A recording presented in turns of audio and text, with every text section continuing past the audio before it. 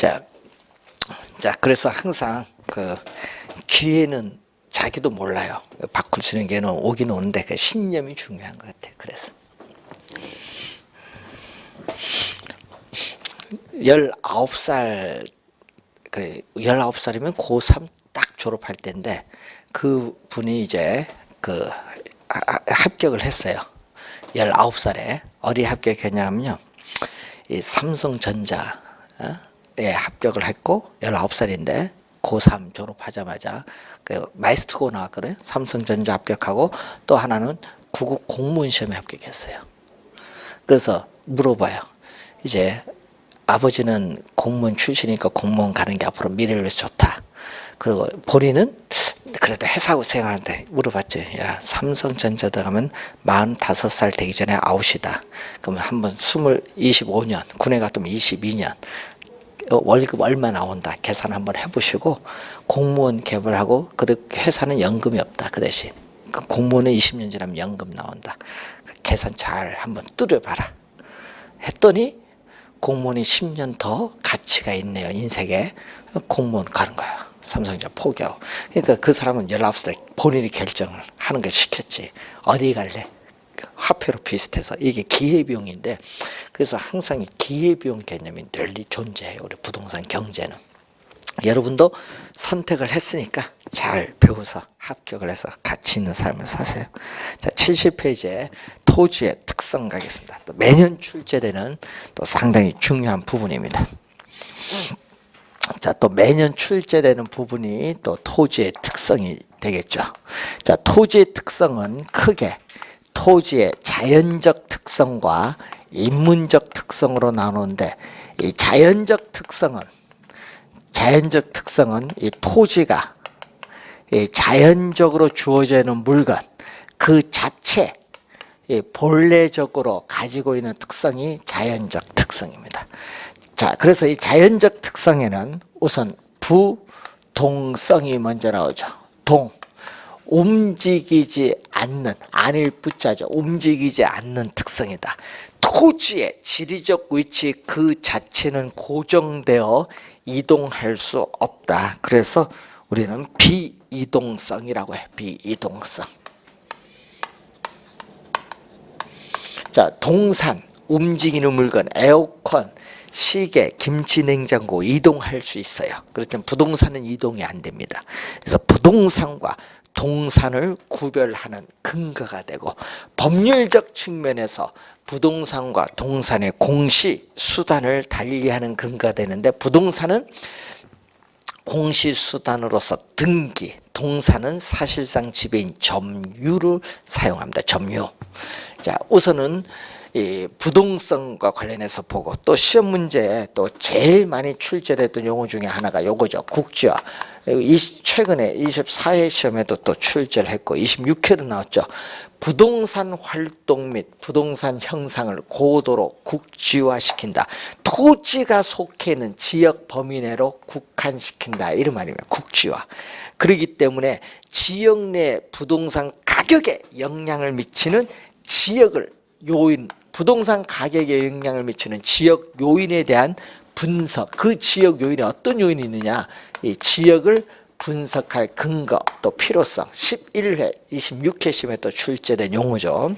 또 토지를 거래할 때는, 토지를 사고 팔 때는 토지상의 권리나 이익이 거래되는 거죠. 이 권리나 이익이 거래되는 관념적, 공간적 의미인 또 뭐를 형성한다? 추상적 시장을 형성한다. 관념적이고 공간적 의미인 추상적 시장을 형성한다. 자, 그리고 위치가 고정되었기 때문에 중앙정부라든지 지방자치단체의 제도적 규제 대상이 되기가 쉽기 때문에 토지관계 법규가 복잡하고 유리한 위치느냐 불리한 위치냐 상당히 중요합니다. 그래서 입지 선정의 중요성을 또 제기를 해줘요.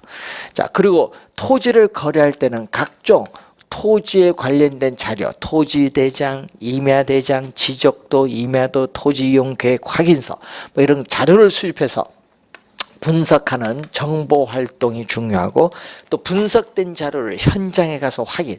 임장은 현장에 임하라. 현장을 방문해서 확인하라. 임장 활동. 부동산 활동을 정보 활동과 임장 활동으로 만드는데 특히 요걸 중요시 여기잖아요. 우리는 임장 활동 주의 좀 해야 되겠지.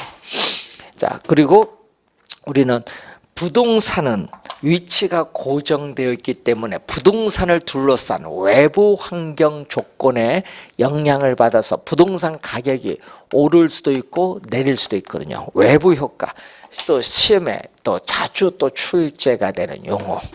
자, 외부 효과인데 외부 효과는 외부 환경에 영향을 받아요. 여러분이 예를 들어서 대학교가 들어선다든지 대학교 병원이 들어선다든지 대규모 생태공원이 조성되면 부동산 가격은 오르죠.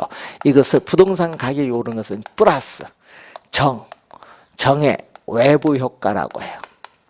그리고 쓰레기 매립장이 들어서면 부동산 가격이 하락을 한다. 이것은 마이너스 외부 효과. 이런 외부 효과가 발생하는데 사례도 나와요. 대형 할인점이 들어선다든지 전철이 들어선다든지 이런 예가 나왔을 때 외부 효과가 나오는데 그 외부 효과는 부동산과 관련이 있다는 거. 외부 효과.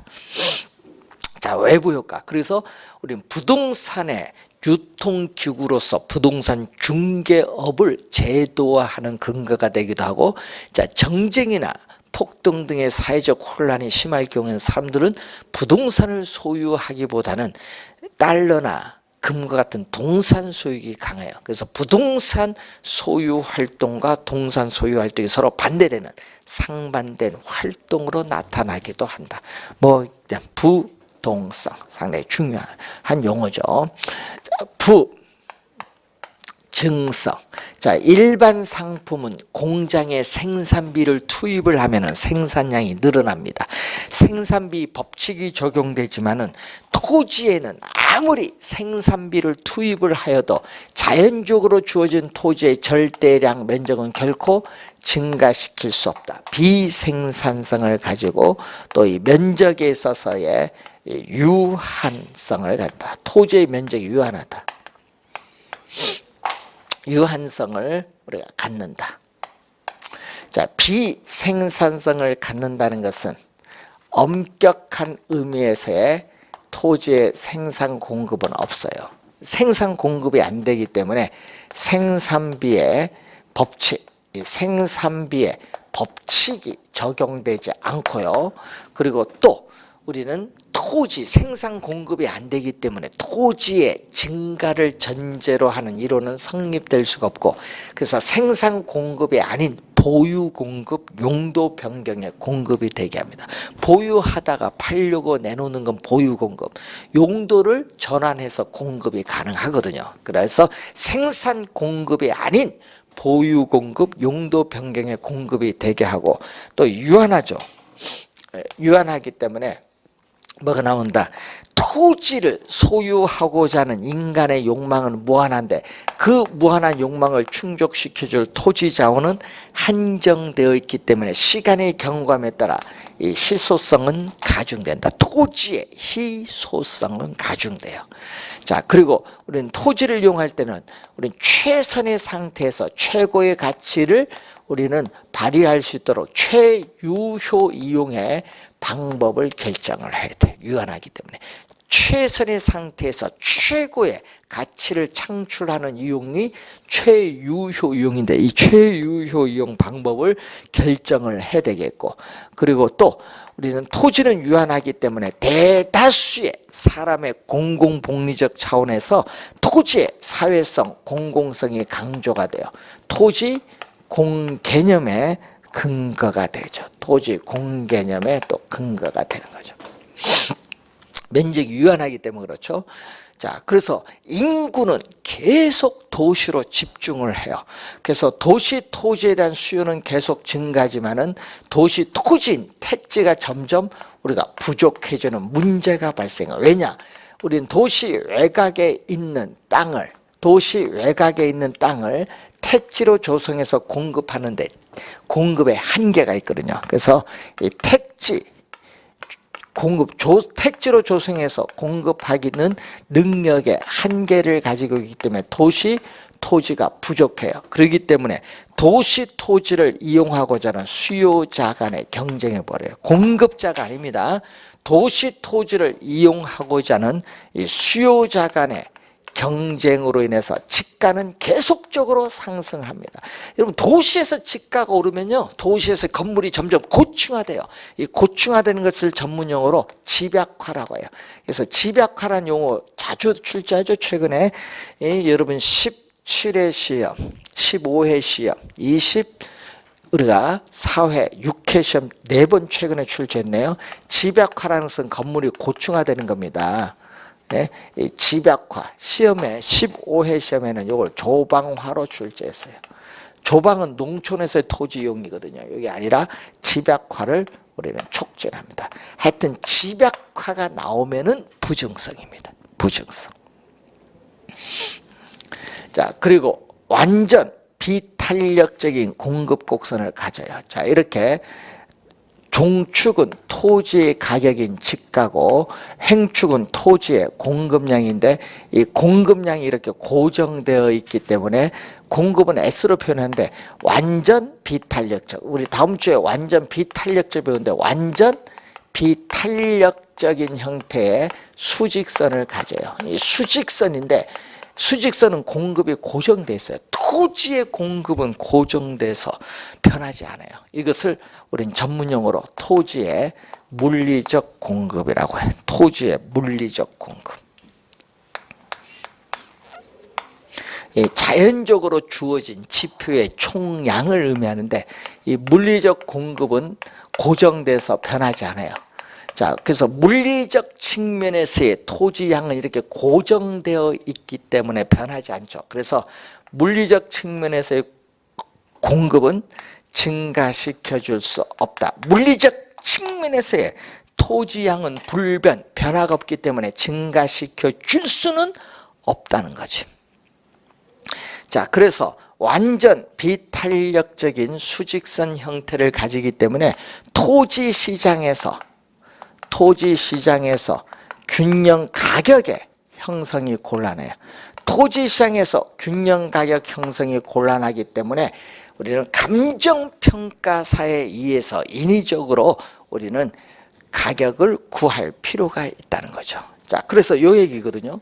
자, 여기 물리적 공급입니다. 여러분, 지구가 태초에 형성될 때부터 자연적으로 주어진 지표의 총량이 물리적 공급이에요. 그런데 문제는 이 물리적 공급 중에서 인간이 이용할 수 있는 부분의 토지를 뭐라고 한다? 인간이 이용할 수 있는 부분의 토지를 이 경제적 공급, 용도적 공급이라고 해요. 이 물리적 공급 중에서 인간이 이용할 수 있는 부분의 토지를 경제적 공급, 용도적 공급이라고 해요.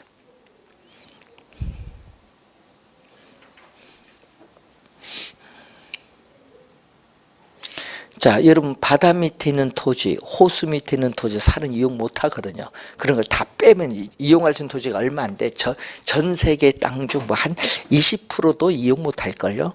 그래서 이 문제는 이 경제적 공급은 용도의 다양성의 특성에 따라 토지 이용에서의 용도를 전환하여 용도를 전환해서 산을 택지로 조성해서 택지의 양을 확대시켜 주거나 간척 개발.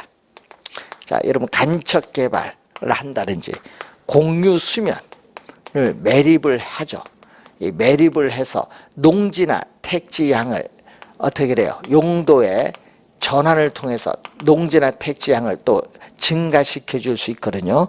자, 이것을 통해서 이 경제적 측면에서의 토지 양은 이렇게 증가가 가능하지만은 물리적 양은 변화가 없어요.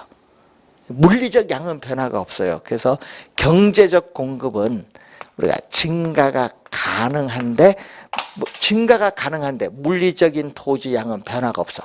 증가시킬 수 없어. 불변이야. 물리적 측면에서의 토지 양은 고정되어 있어서 불변, 증가가 안 되지만 경제적 측면에서의 토지 양은 이렇게 증가시켜 줄 수 있다. 시험에 진짜 많이 나오죠. 그래서 우리는 경제적, 우리가 측면에서는 이렇게 나오죠. 공급 곡선이 뭐다? 24회 시험에는 요걸 우하향으로 출제했거든요. 오른쪽 위로 올라간다.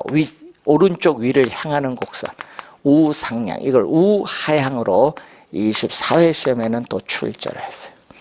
여러분, 원래 물리적 공급에서 또 출제했죠. 많이 나옵니다. 여러분이 지가가 토지에 대한 수요가 증가하면 바로 택지 조성 공급이 안 되기 때문에 지가가 급등해요.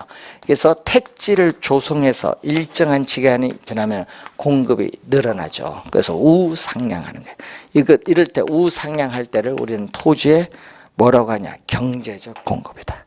토지의 경제적, 용도적 공급은 오른쪽 위를 향하는 우상향하는 곡선. 물리적 공급은 수직선. 요거 시험에 많이 출제가 되는 용어. 꼭 기억을 우리가 해두셔야 되는 용어입니다. 자, 그리고 우리가 또 영속성이 있죠. 영속성은 시간이 경과하여도 토지를 사용하여도 토지는 소모되지 않고 마멸되지 않는다. 불변성. 공간으로서의 토지는 파괴되지 않는다. 불개성.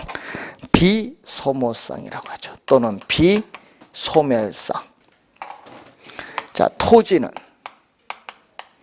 토지 자체는 비소모적 재화다. 자, 토지 자체는 비소모적 재화다.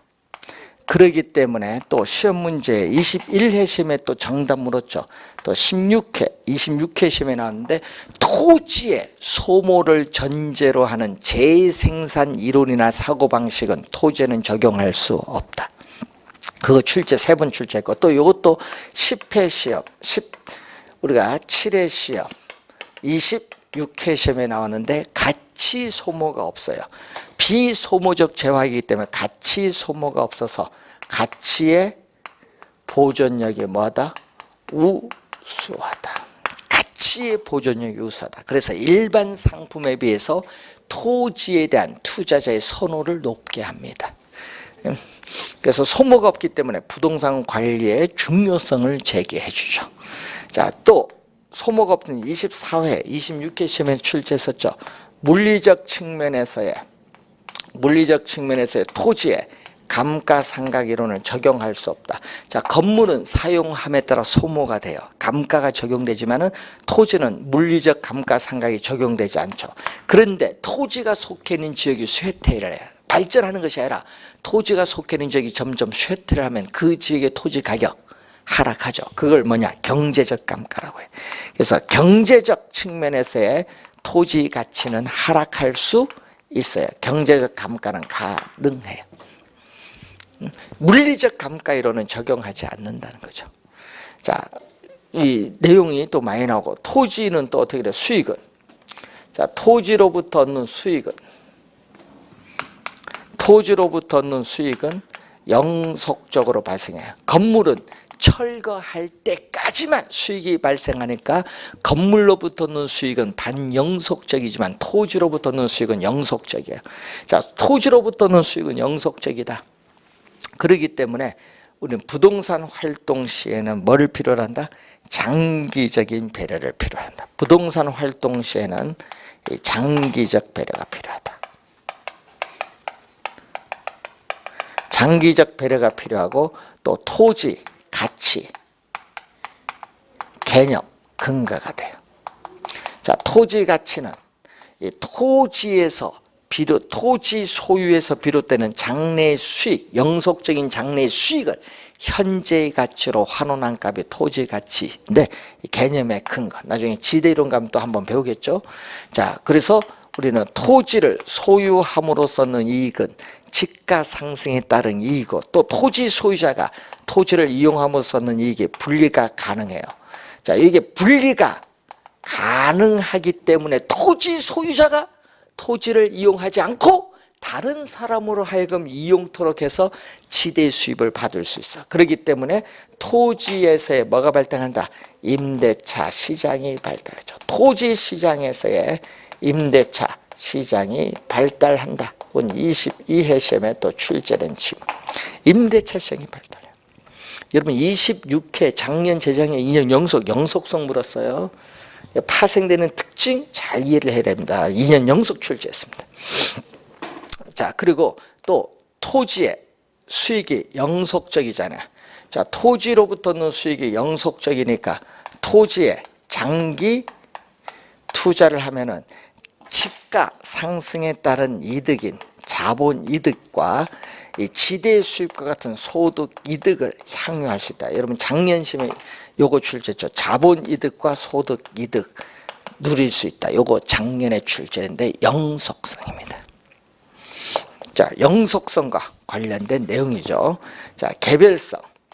자, 토지는 위치가 고정되어 있고 그 토지마다 지질, 지세, 집안의 상태가 다 다르기 때문에 토지에 있어서 물리적으로 똑같은 토지는 오직 하나밖에 없다. 2개 이상의 동일한 토지는 결코 우리는 어떻게 돼요? 존재하지 않는다. 비대체성, 비동질성이라고 하죠. 자, 비대체성으로 인해서 우리는 토지 시장에서의 토지 상품 간의 완전한 대체 관계, 이것도 3번 출제를 했었죠. 22회, 24회, 16회 시험 완전한 대체 관계를 뭐한다? 제약한다. 완전한 대체 관계를 제약한다는 거. 성립한다로 출제하죠. 자, 그리고 토지 가격이나 수익, 토지 가격이나 수익 등을 우리는 개별화, 구체화, 1제곱미터당 얼마냐 구체화시키죠. 자, 또 토지 가격을 개별화, 개별적으로 형성되기 때문에 이 개별 분석을 해야 됐다. 하나하나 개별 분석의 근거가 되고 또 토지가 다 다르다 보니까 토지 간 비교가 어렵습니다. 자, 그리고 부동산 활동 및 부동산 형상을 개별화시키기 때문에 부동산학 원리의 도출 이론의 전개가 어렵고 2월 말에 가면 표준지 공시가를 발표하는데 이 표준지를 선정하기가 어렵습니다. 그래서 토지 가치를 추계하는 데 있어서 객관화가 어렵기 때문에 우리 감정평가사에 의해서 토지에 대한 감정평가가 필연적으로 나타날 수밖에 없다는 겁니다. 그리고 또 개개의 부동산을 또 뭐한다? 독점화시킨다. 자, 요거 21회 시험은 비독점으로 출제했죠. 개개의 부동산을 우리는 독점화시킨다. 공급에 있어서 뭐 독점. 21회 시험에는 요걸 비독점적으로 출제한다. 독점화시킨다. 자, 그리고 10회와 26회 10회 나오죠. 우리는 토지 상품은 일반 상품은 표준화가 되어 있기 때문에 대량 생산이 가능하고 토지 상품은 표준화가 개별성의 특성으로 어려워요. 그리고 개별성이 강하기 때문에 한 가지 물건, 일물, 한 가지 물건에 한 가지 가격이 성립한다는 일물 일가의 법칙에 있어서의 성립이 곤란하다. 10회 시험과 26회 시험에 출제를 한 지문. 일물 일가의 법칙 성립하기가 어렵다.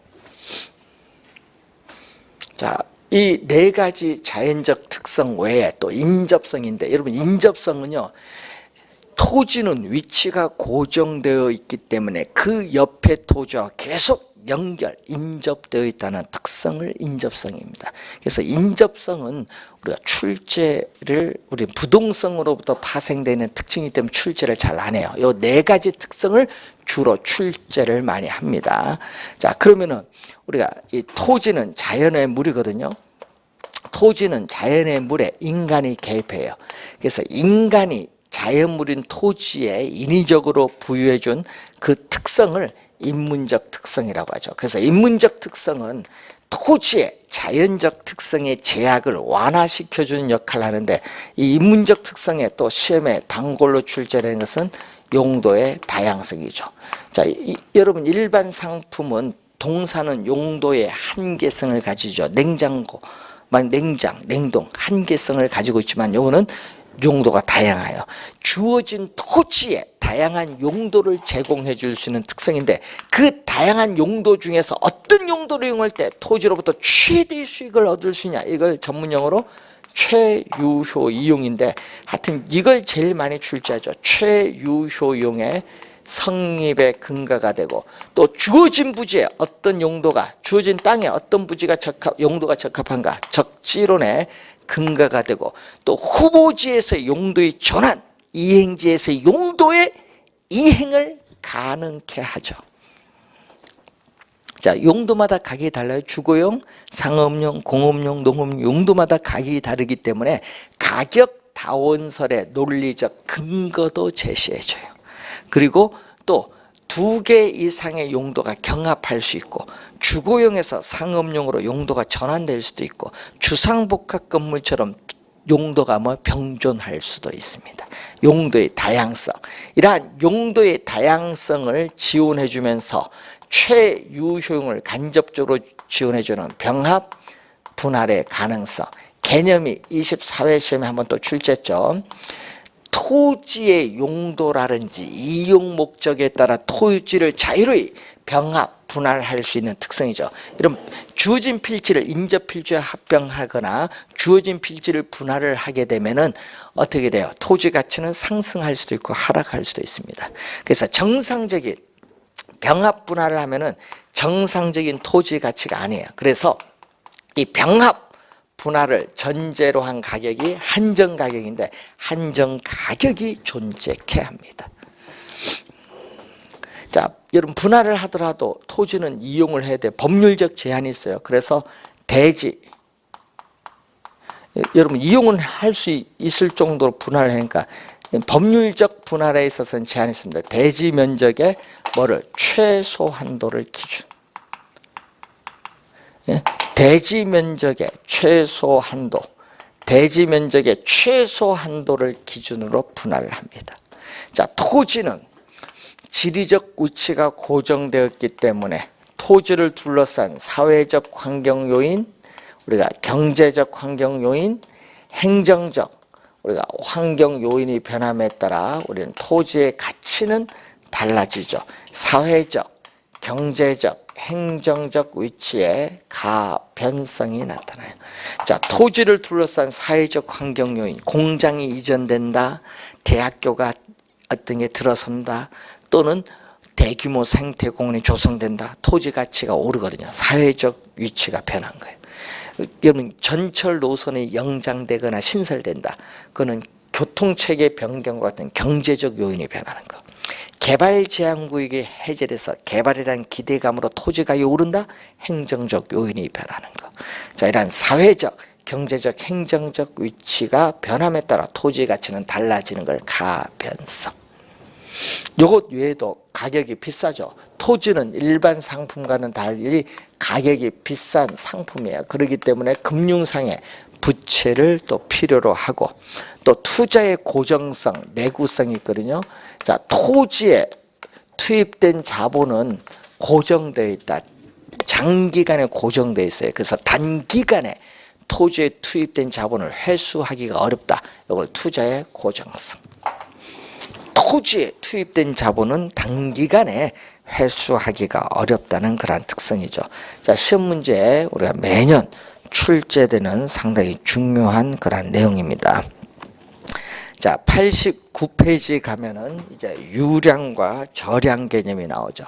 자, 여러분 유량, 저량은 경제 이론의 가장 기초가 되는 개념이거든요. 유량은 플로우라고 해요. 플로우. 유량은 이 플로우 개념. 자, 유량은 플로우 개념.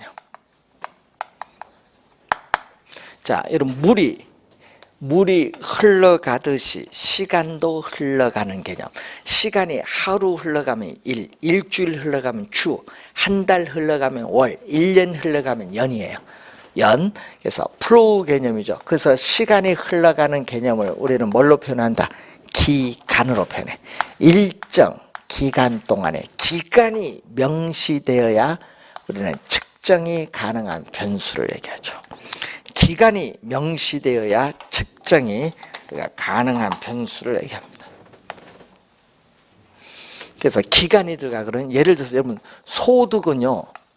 소득은 여러분 연소득이 1,000만 원이면 적고요. 월소득이 1,000만 원이면 많거든요. 이 소득, 기간이 들어갈 의미가 명확해진 소득. 우리가 유량, 월 임금이 얼마냐. 예? 여러분 월 이자 비용, 연간 이자 비용은 얼마냐. 자, 여러분 건물의 월 임대료 수입은 얼마냐. 또 토지의 연간 지대 수입은 얼마냐. 이런 거. 자, 그리고 연간 주택 생산량이 얼마냐. 자, 전년 대비 올해 주택 거래량은 얼마냐. 주택 거래량. 분기별 주택 거래량이라든지 신규 주택. 자, 여러분 착공해서 일정한 기간이 지나야 완공돼서 공급되는 신규 주택 공급량이라든지 회사, 부동산 우리가 투자회사의 1월 1일부터 12월 31일까지 당기 순이익은 얼마냐. 당기 순이익은 얼마냐. 유량 개념.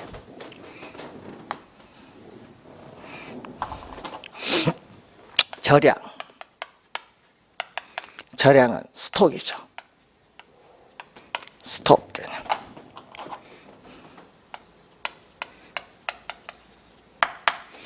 스톡 개념인데 일정 시점에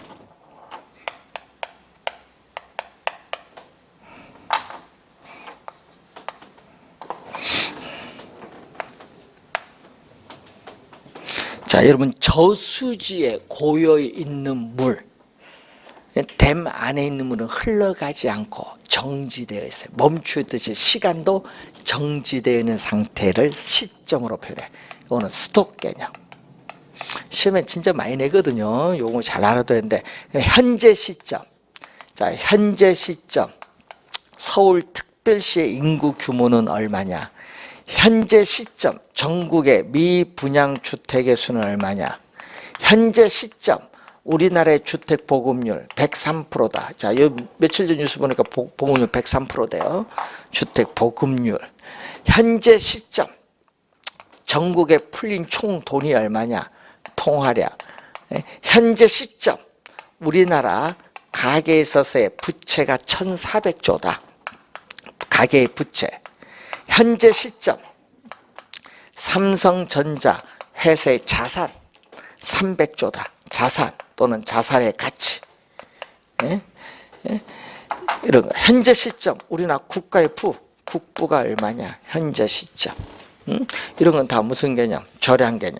현재 시점 토지 가격, 집가, 주택 가격이 얼마냐. 하여튼 시점이 들어가면은 절약 개념. 기간이 들어가면 유량 개념. 구분해 두시면 되겠죠. 절약, 유량. 자, 그러면은 이 주택 절량. 자, 주택 절량의 공급량과 주택 절량의 수요량이 있거든요. 자, 현재 서울특별시에 200만 채가 있다. 자, 주택 절량의 공급량은 절량은 시점이거든요. 자, 일정 시점에 시장에 존재하는 주택의 양 200만 채가 주택 절량의 공급량이에요. 근데 여기 빈집 공가가 10만 채가 있다.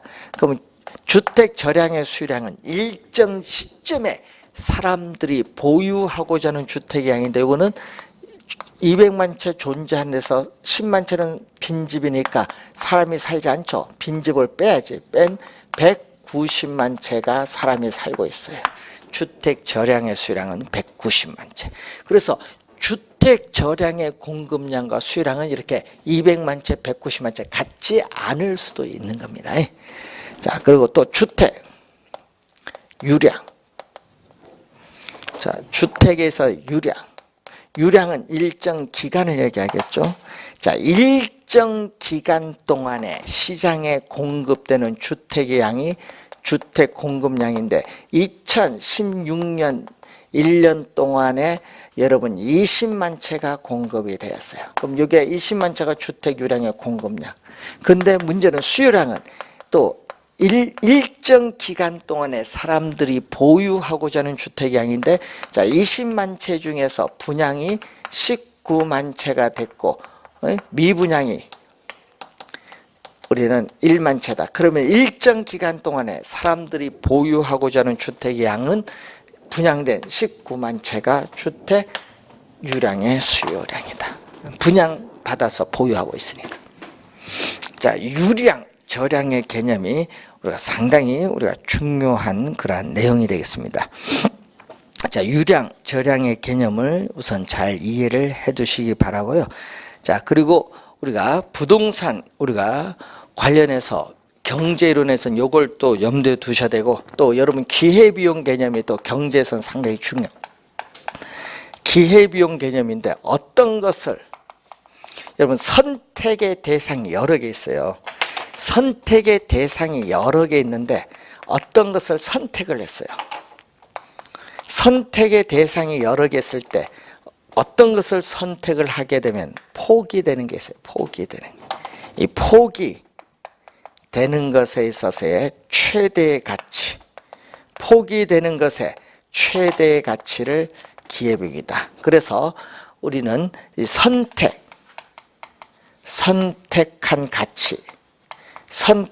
가치가 포기된 가치와 비교했을 때 선택한 가치가 컸다.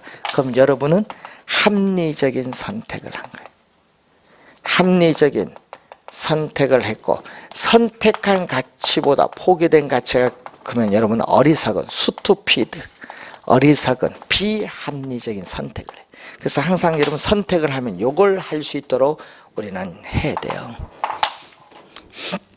그래서 여러분 항상 여러분 선택에 늘 직면합니다. 여러분이 뭐 투자를 하든 뭐를 하든 선택에 직면했을 때 선택을 하면 포기되는 게 있어요. 자, 여러분 상가 건물을 선택해서 투자했을 경우에 우린 기회비용 얼마냐? 포기된 게 뭐가 있냐? 정기예금 포기했으면 1.5%, 그게 기회비용이지. 그래서 항상 선택을 하면 포기된 게 있다라는 걸 염두에 두셔야 됩니다. 그래서 여러분 항상 우리가 외국에는요, 우리는 6살부터 강의하는 게 요거야. 선택 포기. 요걸 주고 우리는 하라 하지 말라 부모가 강요를 하지만 외국은 그게 아니야. 선택했을 때 가치, 포기했을 때 가치를 비교를 해줘. 그래서 어느 걸 선택할래? 대상을 누구에게 맡겨? 예? 어린애한테 맡겨요. 예?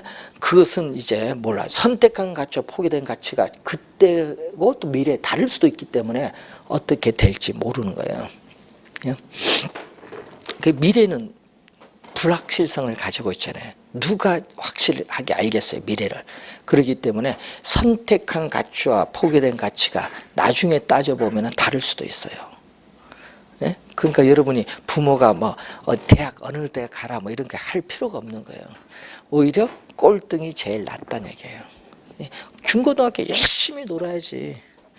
예? 공부는 대학교 가서 하는데 우리나라는요, 중고등학교 열심히 해서 대학교 가서 놀아요. 외국은 대학교 가서 공부하는데. 그래서 차이가 있어요. 뭐냐? 창의력에. 그러니까 우리나라의 학생들이 그런 점이 상당히 문제입니다. 저희들이 지금 서울대학교 3년 전에 상산고등학교 나와서요, 예? 전국 수석했어요. 400점 만점만 수석해서 서울대 경영학과 들어갔는데 그 친구가 서울대 경영학과 지금 3학년이에요. 3학년인데 뭐 하냐? 공무원 공부하고 있어요. 미친 사람들이야. 아니 서울대 들어가서 공무원 공부하는 게 말이 되나요? 우리나라 썩었어요 이렇게. 뭐냐? 그런 사람 머리 좋으니까 창의력 있는 거에 가야 되는데 전부 서울대 학생들이 공무원 공부한다는 게 말이 돼요? 그럼 왜 서울대 갔어? 대학 가지 말지. 바로 그 졸업할 때 공무원 시험 바로 들어가는데 그거. 예? 그러면 본인이 나중에 되면요 올라가는 게 빠르거든. 그게 빠를 텐데 그 우리나라에는 진짜 이 문제야. 예. 우리나라 공무원 공부하는 사람이요, 뭐 공시조까지 나와서 드라마까지 나오대요. 미친 국가입니다. 예? 외국에는 공무원 공부 그리 안 해요. 공무원은 최악의 수단으로 가는데 우리는 최선의 수단으로 가는 것 같아. 여기 사회가 잘못됐습니다. 상당히. 예? 좀 바꿔야 돼요. 우리 옛날에는요, 예, 공무원 안 갔습니다. 옛날에는 다 회사 가고 뭐 창의력 있는 쪽 갔는데 요즘은요, 그게 안 되는 것 같아. 공부시키지 마세요, 자식들. 저도 안 시킵니다. 그 돈이면 내가 쓰겠어요. 안 시킬 수가 없어요. 그건 모르죠. 자, 여러분 다음 주에 이제 저희들은 이제 89페이지 부동산 수요의 개념부터 시작하도록 하겠습니다. 유량 절약 개념 상당히 중요하거든요. 다시 한번 확인해 두시고요. 우리가 다음 주에 뵙도록 하겠습니다. 수고 많으셨습니다.